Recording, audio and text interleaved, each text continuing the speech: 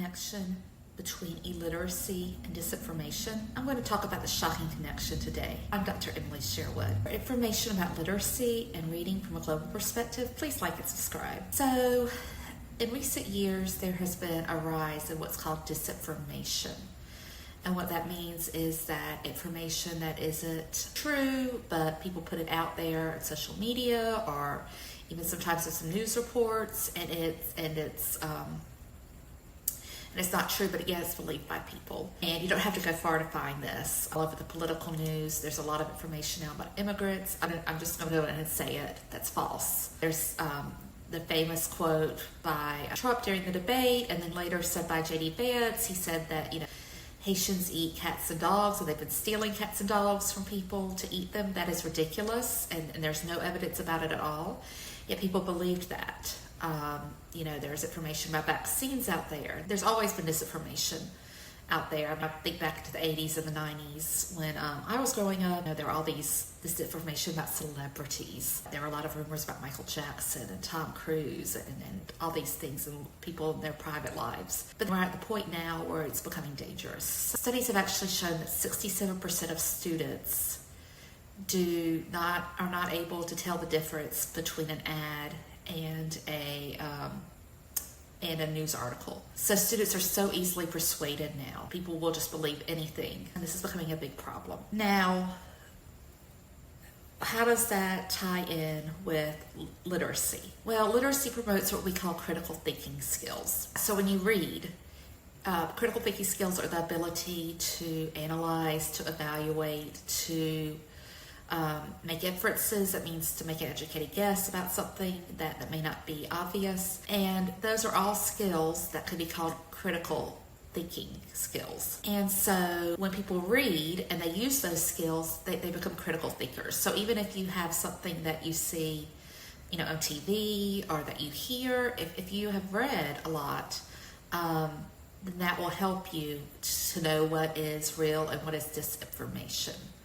To distinguish between the two. And there's actually a study that was done on college students in Pakistan that actually found that critical reading, in other words, doing things like making analysis and reading and evaluating, it was correlated with critical thinking skills. And of course, this totally makes sense because when you practice something, it ends up happening. So you practice reading, and you end up thinking. Now, what was interesting about this study was it also found that the attitude towards critical thinking actually affected students' ability to think critically. So in other words, if students thought that it was important to be able to have these skills, to analyze, to evaluate, to make judgments, draw conclusions, all of these things, then they were more likely to do that. And so this is interesting to me for many, many reasons. If you watch any of my previous videos, you probably catch up pretty quickly that I'm very concerned about a lot of things in education today, particularly about reading education. And one of the things that concerns me is this trend towards away from authentic reading, this trend towards decoding only, especially at the lower grades, and not teaching reading strategies. So people are using this under the umbrella of science of reading.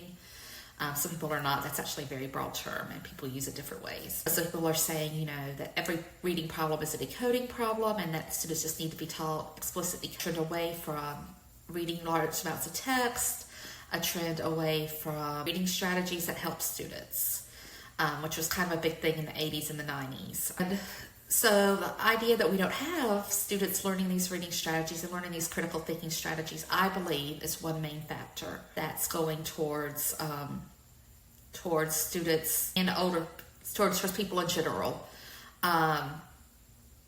believing disinformation. Because in the past, people used to read widely, both in school and out of school. So in the past, people in my family who maybe worked on a farm or people who worked in factories, they read a lot, even if they had jobs that didn't necessarily require a lot of reading. Things that we would call blue-collar jobs that were not academic in nature. They didn't require a lot of reading and writing. People would still generally read. And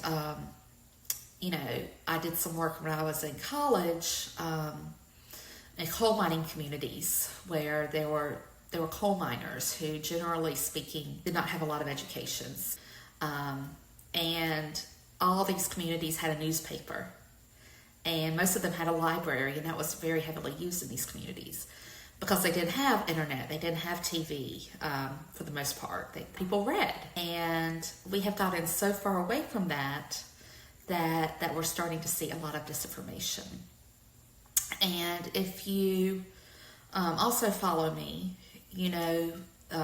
one of my first videos was on the PISA test. A PISA test is the Program of International Student Assessment. It's the global test that tests students in multiple countries around the world. And what it's found is that we now have some of the lowest scoring students in history, historically low. So students who are advanced learners, what you might call gifted learners, students who might take honors or AP classes, they're doing fine for the most part. There has not been a huge drop in performance in those students. But the students who are really struggling are those at the very bottom, those who score the lowest. You now have the biggest difference ever between students who are higher scoring and students who are lower scoring since the test began in the early 1970s. Illiteracy is causing a lot of problems. And of course I could go on and on about how it contributes to health issues,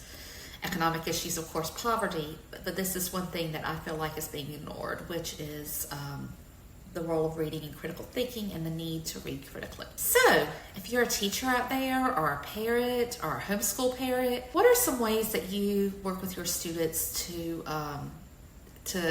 gain critical thinking skills? And what are some ways that you think that we can